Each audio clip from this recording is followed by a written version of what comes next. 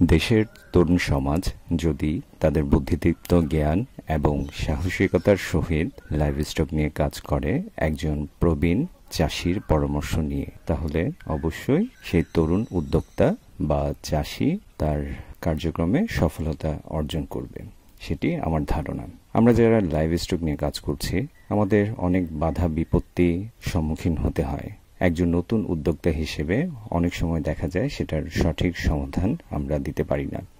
সেক্ষেত্রে একজন মাঠ পর্যায়ে যারা প্রবীণ চাষি রয়েছেন তাদের পরামর্শটা অতীব জরুরি।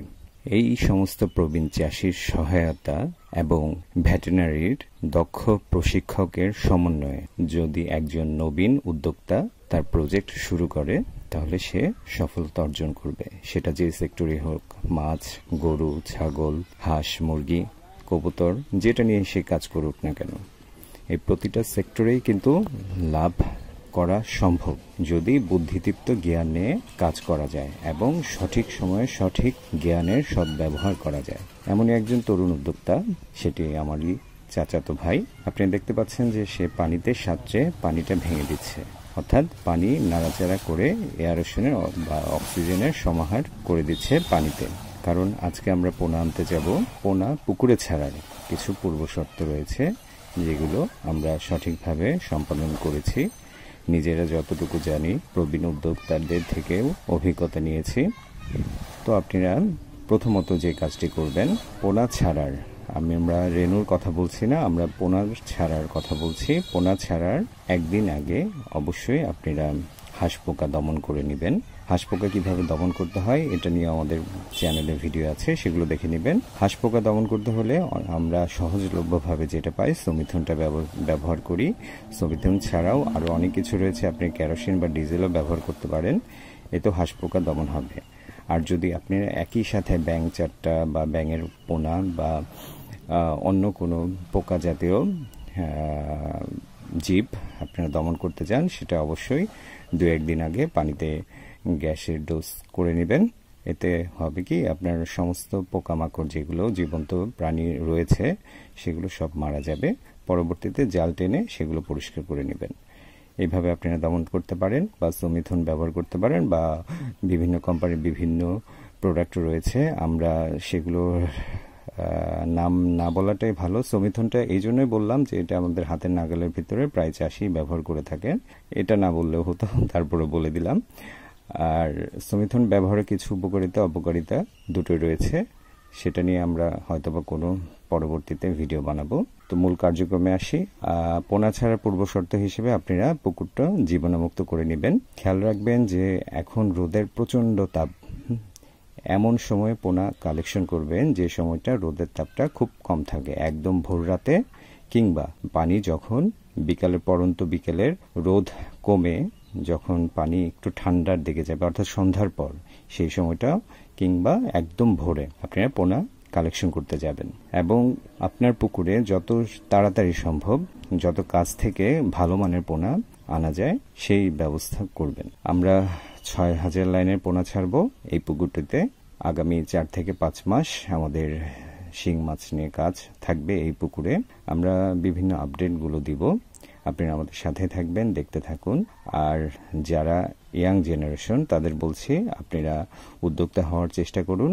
চাকরি, পড়াশোনা, ভাই পড়াশোনার বিকল্প কিছুই নেই, পড়াশোনা করতে হবে। পড়াশোনার পাশাপাশি উদ্যোক্তা কিভাবে হওয়া যায় সেই চিন্তাধারা নিয়ে আপনারা আগান। কারণ আমাদের দেশে যে হারে জনসাধারণ বাড়ছে, সেক্ষেত্রে আমাদের চাকরির পিছনে পর্যাপ্ত সময় ব্যয় করে না করে আমরা যদি উদ্যোক্তা হওয়ার চেষ্টা করি, ছোট ছোট বিষয় নিয়ে কাজ করি, তাহলে আমাদের মনে হয় যে আমরা সফল হতে পারবো ইনশাল্লাহ। বাকিটা আল্লাহ তাআলা জানেন। তো এইভাবে আপনারা পুকুর তৈরি করবেন। কিভাবে পুকুর তৈরি করার ভিডিও আমরা আগেও দিয়েছি, নতুন করে এই ভিডিওতে কিছু বলছি না। জাস্ট আমি বললাম যে হাঁস পোকা বা জীবাণুমুক্ত করে নেবেন। পুকুরে রেনু বা দুঃখিত, পুকুরে পোনা দেওয়ার পর আপনারা অবশ্যই ভিটামিন সি দিবেন। 24 ঘন্টা, 24 থেকে 48 ঘন্টার ভিতর খাবার দেওয়ার প্রয়োজন নেই, একদম দেওয়ার প্রয়োজন নাই। যদি কইয়ের পোনা ছেড়ে থাকেন তাহলে আধা ঘন্টা ভিতরে খাবার দেওয়াটা জরুরি। নাহলে একটা কইয়ের পোনা আরেকটা কইকে ঠোকর দেয় বা কামড় মারার চেষ্টা করে, এতে করে ঘা ক্ষত হয়ে যায়, ওই কইটা মারা যায়। শেষে যে কইয়ের পর্যাপ্ত মাছ ছাড়ার পরও আমরা কইয়ের সঠিক রেণু বা পোনাটা পাই না। তো শিঙের ক্ষেত্রে সেরকমটা হবে না। আপনারা 24 বা 48 ঘন্টা পর খাবার দিবেন। খাবার কম দিলে এমন না যে মাছ মরে যাবে বা একজন আরেকজনকে আঘাত করবে, এমনটা না। একটা জার্নি করে আসার পর তাদের শরীরটা যথেষ্ট দুর্বল হয়ে যায়। সেক্ষেত্রে আরেকটা ব্যাপার বলে রাখি, আপনারা যদি ড্রামে করে আনেন মাছ, তাহলে অবশ্যই স্যালাইন দিয়ে নেবেন। এখানে আনার পর আবার ভিটামিন সিটা প্রদান করবেন বা এনার্জি প্লাসটাও দিতে পারেন প্রথম দিন, মানে যখন আনবেন তার কতক্ষণ পর দিতে পারেন। আবার অনেকে জীবাণুমুক্তটা করে পোনা ছাড়ার পর আপনারা দুটাই করতে পারেন, আগেও জীবাণুমুক্ত করে নিতে পারেন কিংবা পোনা ছাড়ার আগে কিংবা পরে দুটোই করে নিতে পারেন। আর একটা ব্যাপার বলে রাখি, ওষুধের উপর ডিপেন্ডেবল হবেন না। আপনারা যদি প্রথম থেকে ওষুধের উপর নির্ভরশীল হয়ে যান, তাহলে দেখা যাবে 2 লাখ টাকার খাবার খাওয়াবেন আর সেক্ষেত্রে 1 লাখ টাকার ওষুধই খাওয়াবেন। তাহলে ভাই এইভাবে মাছ চাষ করে মাছের গ্রোথ আনা যাবে না, লাভবান হওয়া যাবে না। যতটা সম্ভব প্রাকৃতিক উপাদান নিয়ে মাছ চাষ করার চেষ্টা করবেন। আমি পরবর্তীতে আরেকটি ভিডিও বানাচ্ছি, সেটাতে যে মাসিক পরিচর্যা হিসেবে কিভাবে কি উপাদানগুলো ব্যবহার করা যায় তারই বিষয়বস্তুগুলো নিয়ে কথা বলবো, এবং সেটারই সঠিক ডোজগুলো নিয়মমাফিক যদি আপনারা মাসে প্রতিবার 1 বার বা 2 বার করে প্রদান করে থাকেন পুকুর বা বায়োফ্লকে, তাহলে আপনার পুকুরে কখনোই ক্ষতি সাধন হবে না। আর 2-1টা কোম্পানির বলবো না, আমি বলবো না কোম্পানির দুর্নাম করছি, তবে মাছ চাষের জন্য যতটা সম্ভব আপনারা অবশ্যই প্রাকৃতিক উপাদানের উপর নির্ভরশীল হবেন। এতে আপনার খরচ অপচয় দুটোই বাড়বে এবং মাছও আপনার স্বাচ্ছন্দ্য বোধ করবে। খেয়াল রাখবেন, নদী নালা খাল বিলে কিন্তু ওষুধ প্রদান করা হয় না, তাদের পর্যাপ্ত স্পেস দেওয়া হয়, জায়গা থাকে তাদের চলাচলের জন্য। মাছ এক পাশ থেকে দৌড়িয়ে আরেক পাশে বড় হয়ে যায়। তাহলে এই ব্যাপারটাও আপনি পুকুর বা বায়োফ্লক যেখানেই দেন না কেন এই ব্যাপারটা ফলো রাখবেন। ওষুধের পর্যাপ্ত ব্যবহার করবেন না, শুধুমাত্র ইমার্জেন্সি যে জিনিসগুলো লাগে সেগুলো ছাড়া। ঠিক আছে ভাই, আপনারা ভালো থাকুন, সুস্থ থাকুন, আমাদের চ্যানেলের সাথে থাকুন। আপনাদের জন্য দোয়া রইল, শুভকামনা রইল, আমাদের জন্য দোয়া রাখবেন।